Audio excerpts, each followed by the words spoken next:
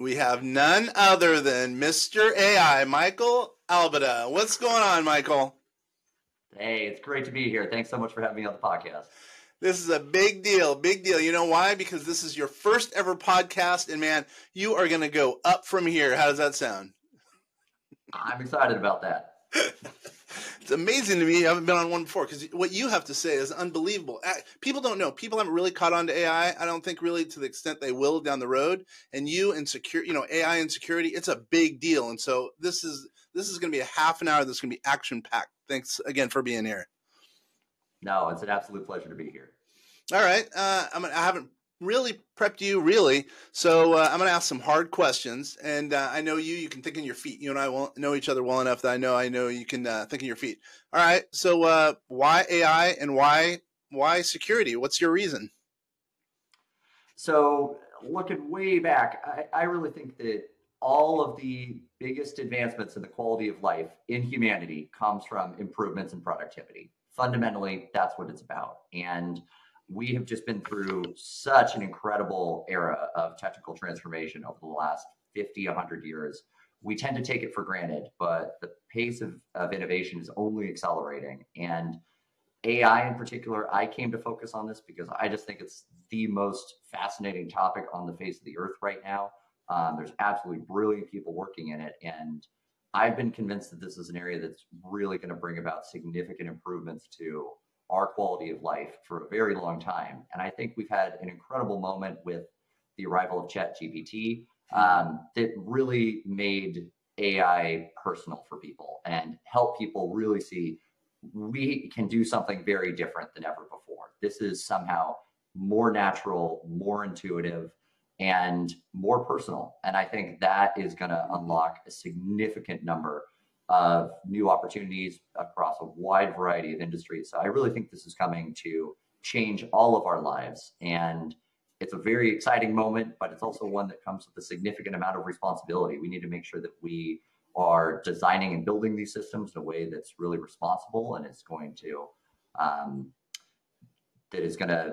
benefit the majority of humanity. And I think a key part of that is safety and cybersecurity. So cybersecurity is an area that had been interested to me. I studied it back in grad school.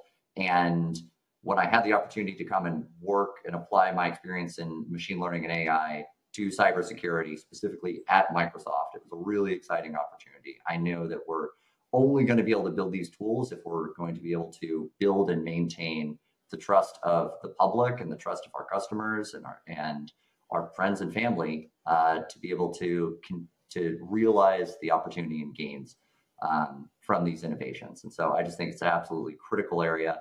And like all innovations and all tools, these are dual use technologies. They can be used for good or they can potentially be used for ill. And I think cybersecurity will enable bad actors to accelerate their attack vectors. And we need really smart people working to apply these cutting edge technologies to help protect us against those types of cyber attacks so that we can continue to thrive and prosper and benefit from them.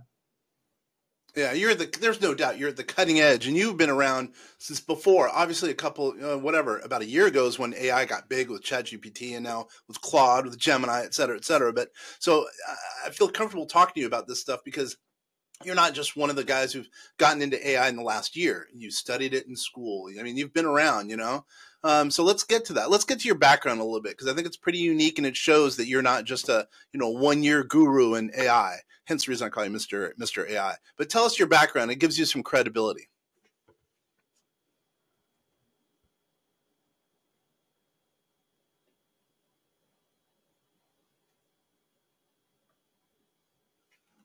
Can you hear me? Seems like there was just a drop in the connection. I missed your question. Could you repeat it for me? Yeah, no problem. And we'll cut that out. So your background indicates that you're not just, you haven't been in AI just for a year.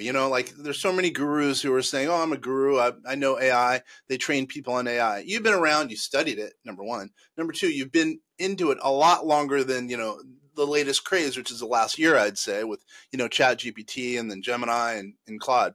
So why don't you go into your background a little bit, because I think it provides a good foundation for some of the stuff we're going to be talking about, because you are truly one of the known entities as it relates to AI and cybersecurity. Yeah, happy to. So I'm fortunate enough to have discovered computer science and statistics all the way back in high school. Fortunate to have incredible teachers all the way back there.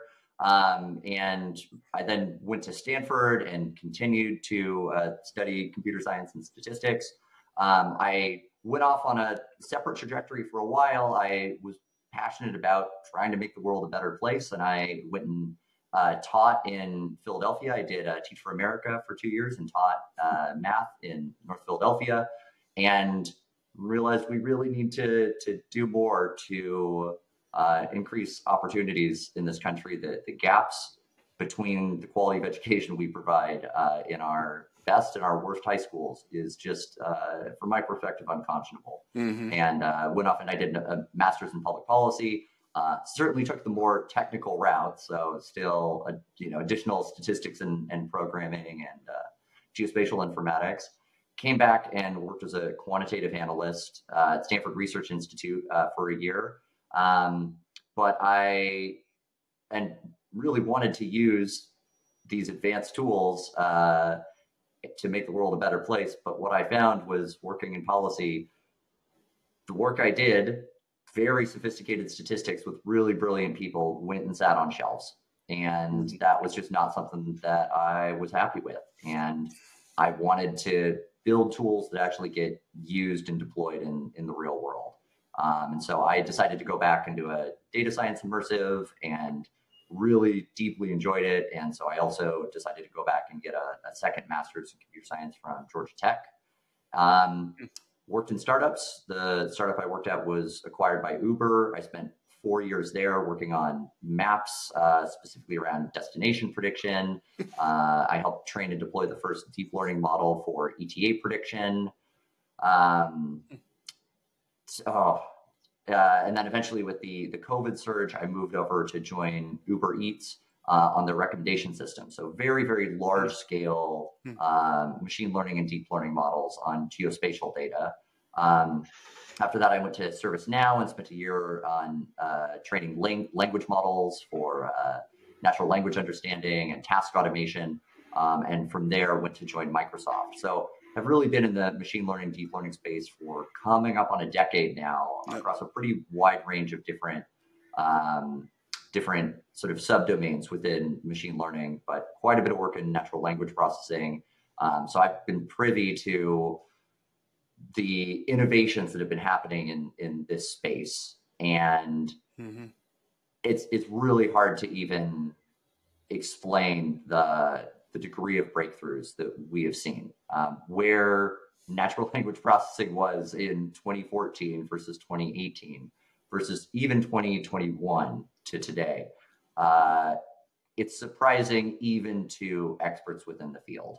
And so much of this has come from innovations in scale. Some of it is pure engineering competence, but a lot of it is just really tireless hard work and innovation from incredible engineers at both large and small research labs that have continued to move the needle. And I've seen tremendous opportunity to use these tools to accelerate the work that we do and generate benefits for so many users and consumers and citizens. But there's so much potential that still has yet to be unlocked. And even there's so much opportunity and value to be gained from the state of the technology as it is today. But it certainly is hard for individuals and hard for business owners to catch up with the state that it is at any given time. And things are moving so quickly that it's exciting, but it's also a lot to keep on top of for anyone. Well, I think that's part of the problem. It's hard for a small business owner because, from 1 week to the next, there's going to be something new, it seems like. But I think that's part of our job as business owners to be able to pivot. But obviously, you do have the background. There's no doubt about that. You are the right guy in the right seat there over at Microsoft, the group you're running. So let's talk about some of the downsides, because obviously you combine AI with cybersecurity. So why cybersecurity? Because I think some of our listeners and viewers are going to be interested in that, because I think there's some huge downside as far as cybersecurity risks to small business owners. So tell us about some of the risks and the risks that you're trying to make sure keep off the shoulders of, I guess, Microsoft and also small business owners. Absolutely. So cybersecurity, start with just some numbers that are a little concerning, but cybersecurity, at this point, if you add up all of the cyber attacks, to the best of our knowledge, it measures slightly larger than the GDP of India. You mean in dollar value? In dollar value. And that's it's huge. growing about 15%, which is larger than or faster than any GDP in the G20. Mm-hmm. So the scale of this problem is staggering.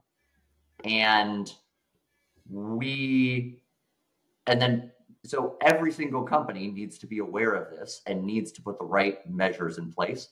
And we also understand that security is one of so many different priorities that every business has to think about. And we're primarily focused on our products and value and customer service and marketing. There's all these things, and cyber and IT is really related, but it's a separate issue unto itself.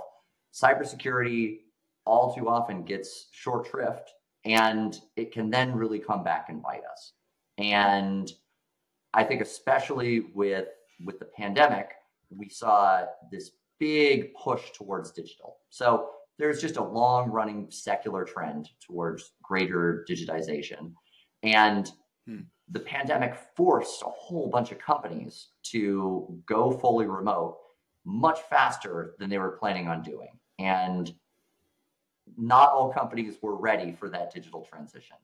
And it exposed quite a few companies who left cybersecurity vulnerabilities and backdoors. And unfortunately, cyber criminals took advantage of that. And we did see a significant increase in cybercrime during that time. And it's no surprise that on the heels of that, we saw this big surge in cybersecurity spending. And if you look across the public markets, we saw significant increase in investment and several big cybersecurity companies come to market. And then we've also seen a bit of a drop, especially with rise in interest rates. Some of those companies have taken really significant haircuts. And part of it is that CTOs were realizing that they were cutting budgets across nearly every single sector because capital is more expensive these days. Mm-hmm. But cybersecurity was the one area where they were continuing to increase their spend. But unfortunately, cybersecurity is one of these areas where even though we see the spend go up year over year, we're not delivering the type of value and protection that we want to see. It's a little bit like American healthcare. High spending that is going up, but we're not necessarily getting the types of benefits that we should for the amount of money that we're spending in this country. And so from my perspective, looking at cybersecurity, we need to find ways to be smarter, to be more agile, to make it easier for companies, to enable them to scale, to be able to better protect any size of company with fewer people, to be more efficient. Should also share that we're, according to the latest estimates, about 1 million cybersecurity analysts short within the United States alone. It is hard to find these people. These can be challenging jobs, and very often they're overwhelmed by the volume of issues that they need to look into. So what we're really trying to do is up-level and empower them, make their lives easier, allow them to focus on the most relevant, most urgent, most important tasks, and just make their jobs easier. So I think we're a very long ways away from automation within cybersecurity. I think we're very far away from any risk of displacing cybersecurity analysts. What we're really trying to do is make their jobs easier, help them be better, but also enable companies to scale more effectively with the talent that they have. I think it's a with AI, it's great. Obviously, AI is great. I mean, we've been proponents for AI since really 2018. Really, we started researching in 2010. But what I would say is I think there's so much good that can come out of AI, but at the same time, because all the good, let's say the good guys are coming out with cool AI, but that also means the bad guys are coming out with cool AI. You know what I mean? Meaning those are the ones who are trying to get into your, the firewalls or whatever the case is. And that's frightening, especially from a small business owner. That being said, to me, it's a little scary about spending money on cybersecurity, because to me, it's almost like a tax. You really don't know if you're going to get hit or not. But then again, well, if you don't spend it and you get hit, you're in real trouble, right? But what can I do as a small business owner? I'm going to remind you, Michael, or Mr. AI, most of our people are small business owners, solopreneurs who are going to be listening to this. I mean, what do they do? It's like a tax. It's like an expensive tax, and they don't even think they're going to get hit, which they might get hit. But what do you say to a small business owner who's worried about spending that tax? I would say the way to think about it is more as insurance. Right? You, of course, you are probably not going to be the person who's going to have a fire, and your house is probably not going to burn down. But in case it were to, you want to make sure that you don't lose everything and that you can get back on your feet. And so sure, you can self-insure, but it's a riskier choice to do. But cybersecurity, it's a collective effort. It's a team battle. If we all pay into the insurance bucket a small, reasonable amount, it helps protect not only us, but it helps protect everyone else. It allows you to be able to better harden your systems and recover. And to extend this, risk of fire metaphor, there's also a bunch of things you can do to harden your home, right? There's creating defensible space.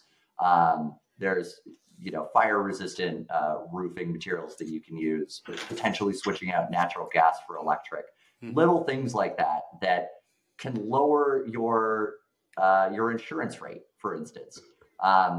And a lot of the really simple things don't cost very much. So just basic monitoring and logging, basic firewalls, just making sure that the servers that you're running and the devices that you allow onto your network are, if not the absolute latest, reasonably fresh, that they have taken the necessary precautions to protect against the well-known vulnerabilities, enabling things like multi-factor authorization, multi-factor authentication. These small things are not expensive, and just a little bit of investment in this and just doing the basics will take you a long way. And more than anything, I would say, don't think about it as that thing I don't want to have to worry about and don't want to get to.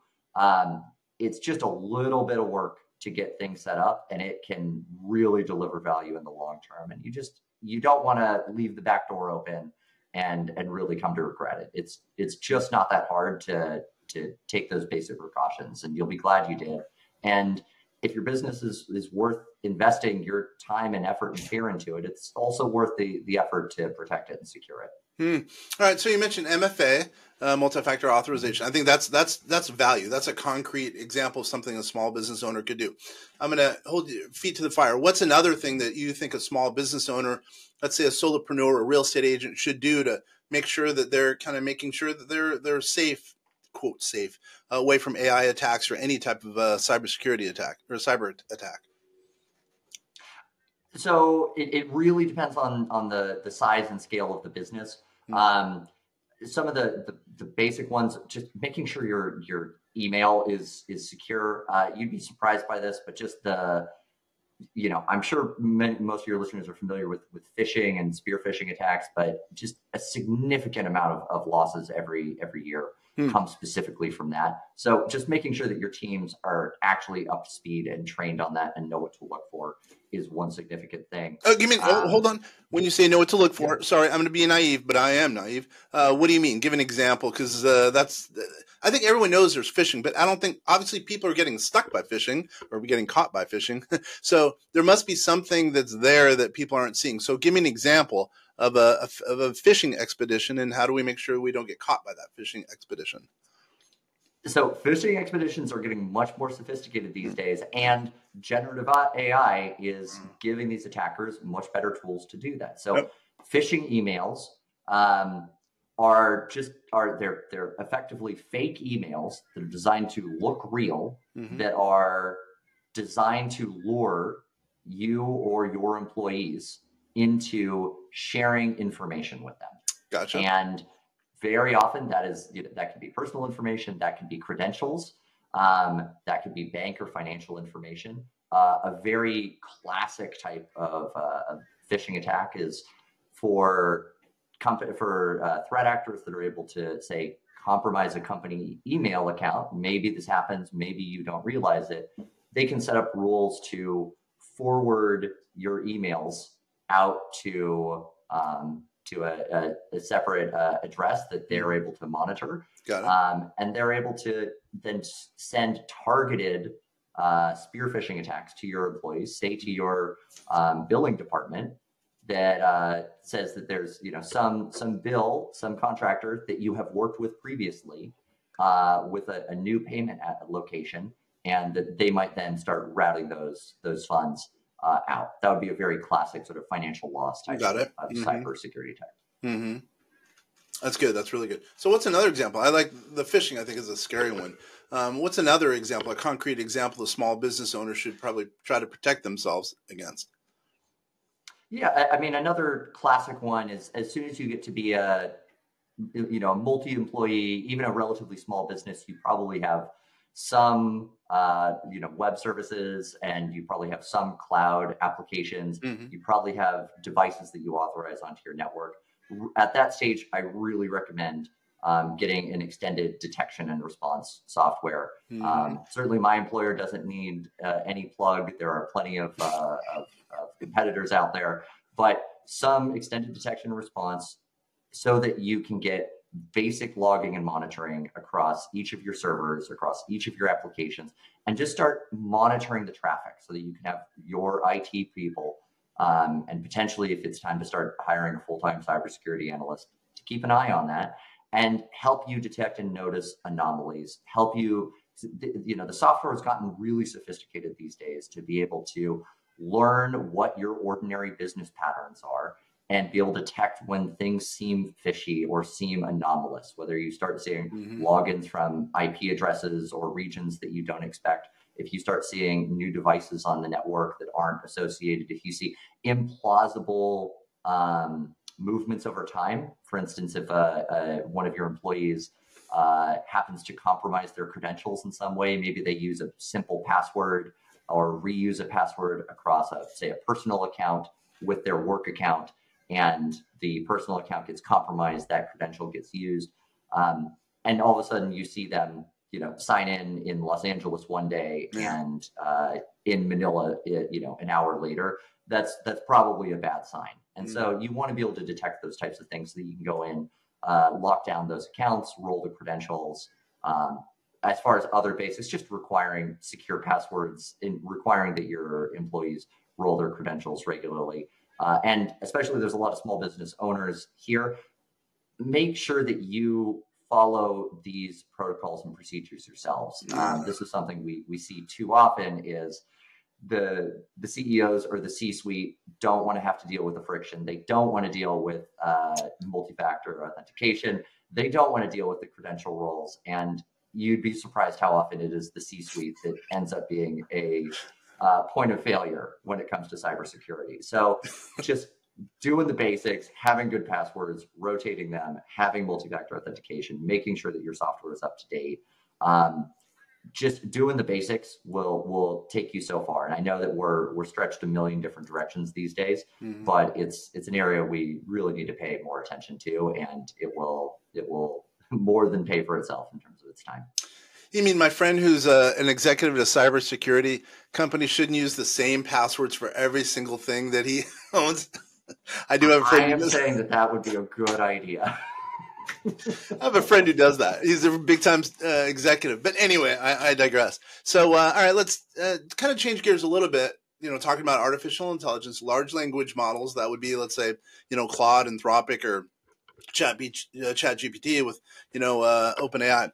Now, especially with you in cybersecurity. So some people, even our clients are worried about using, chat as an example, or worried about using Claude or Gemini because they're worried about some of their information going out on, being lost, being lost to a big company, that being OpenAI, and they're worried about the transfer of data and them potentially getting, losing that data, or somehow it getting, attacked. Or who knows what's going to happen with, OpenAI as an example. So what are your thoughts there? Because, that might be a legitimate question to come into focus. It's a fantastic question. And these tools are incredibly helpful and useful across such a wide range of tasks. But in the world that we live in, most things do get logged. And I think you need to really take a close look at the terms and conditions. But certainly how I approach these things is I assume that things are being logged and recorded unless I have strong evidence to the contrary.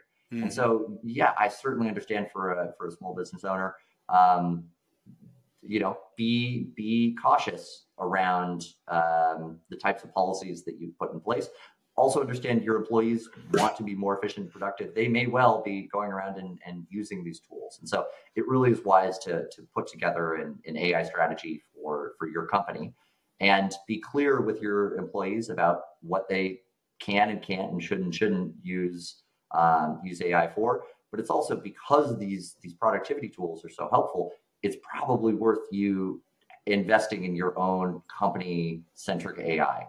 And there are plenty of services that enable you to run your own models that you host, and you can control the logs. Or if you want to just have, a self-hosted model and you just want to dump the logs, you don't want information stored from your employees processing over your information, you can do that. And so I would just say, pay close attention to it. And if you don't have a policy in place, you may want to assume that your employees might use large language models, might use AI to accelerate what they're doing, and there's a risk that they will use information that you would not want logged to get logged to one of these hosting services. But plenty of companies do offer more secure versions of that, but it's worth looking into the details.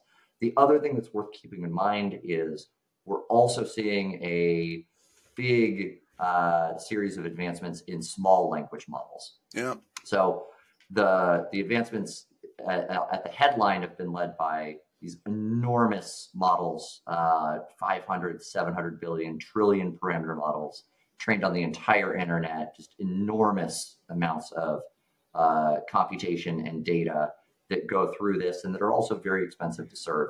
These are what we call the frontier models.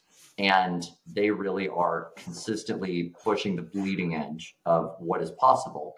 But let's be honest, most inferences do not require that. Mm-hmm. And what we're also seeing is incredible innovations in squeezing as much capacity from those big models into much smaller packages. Mm-hmm. And so models along the lines of Alpaca and Llama 3 and Phi 3 as well, which was recently released. These are incredibly capable models that are small enough that the smallest versions can be run locally on a laptop, potentially even on smartphones. Mm-hmm. And so there's a huge, and many of these are available open source on Hugging Face and other repositories. So for small business owners, you can also get very good performance for just the cost of the compute, which is very, very low. And so it's worth thinking about really how much performance you need.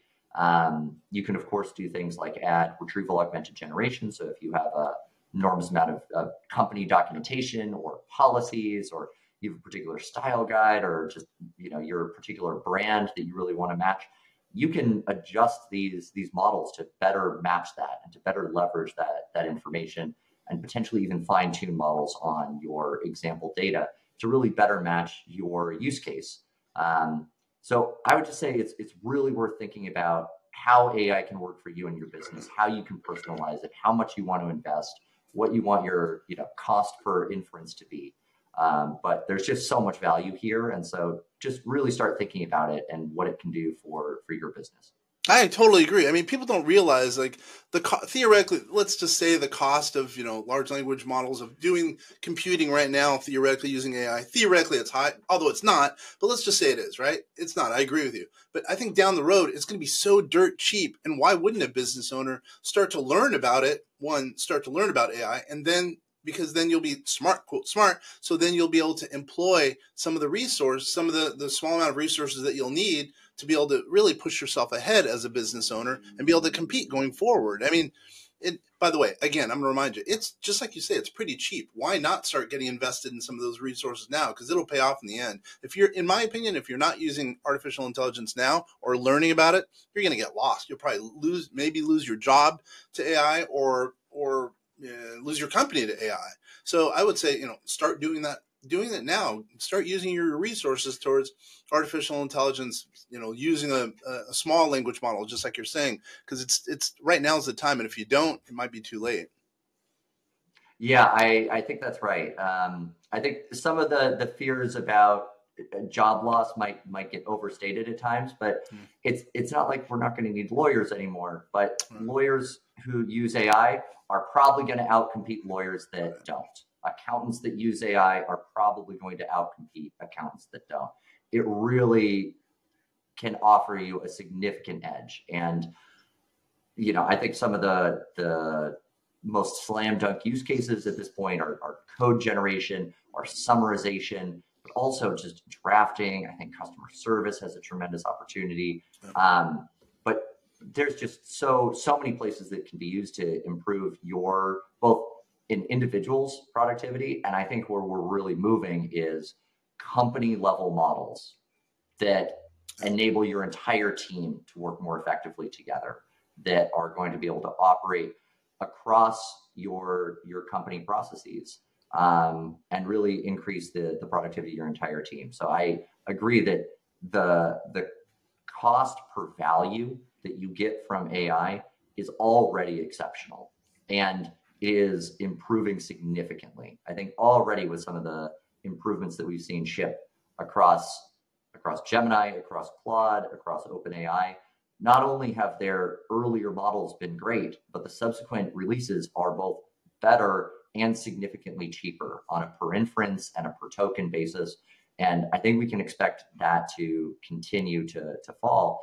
And so it really is the right time to start using these tools, figuring out what they can and cannot do, and continuing to think about what the future is going to look like. What happens if this model is 10 or 20% better? What happens if it's 100% better? And you want to make sure that you can unlock, and I know 100% seems like a lot, but we look back to where we were 5 or 10 years ago. On some of these tasks, we're looking at 100x performance improvements. And there's no, the past doesn't necessarily predict the future, but the trajectory that we're on is really compelling. And I am not seeing the pace of innovation dropping. And I certainly am not seeing investment in this space dropping. So even additional incremental improvements are going to continue changing the game. The future is already here. And the question is, how do we best leverage the technology that is here and is arriving day by day to be able to help accelerate your business? Wow. On that end, that's a perfect way to close this. I guess I should say, let's just say someone does want to get a hold of you. I know you have a lot of stuff going on. You're a big Microsoft guy. You're in charge of a big group. But let's just say someone does want to get a hold of you for whatever, maybe to book you for a big speaking gig or whatever the case is. How does someone get a hold of you? I should really increase my visibility, but at this point, the best place to find me is LinkedIn. I'm a power user of LinkedIn. I think it's a fantastic place. I know that doesn't make me very cool, but I know some brilliant people there, and it turns out they share fantastic work there. So for the time being, find me on LinkedIn. Maybe I'll have some more media and more links in the future. But I'm active. I respond, so would be very happy to hear from anyone. I'm happy to connect and discuss any of these topics further. I'm sure you will be big, and that kind of, bigger, because I think down the road, like AI is still, some people don't really grasp it, but I know down the road, anyone in AI, especially at your level, you're going to be the man. People are going to be wanting to reach out to you because, I mean, you're going to be in demand because there's going to be ways that you're going to be able to add value to companies, small companies, big companies, cybersecurity, especially when we kind of move into quantum computing. You know, you're going to be the man. You are the man, but you're going to be even more the man. How does that sound there, Michael?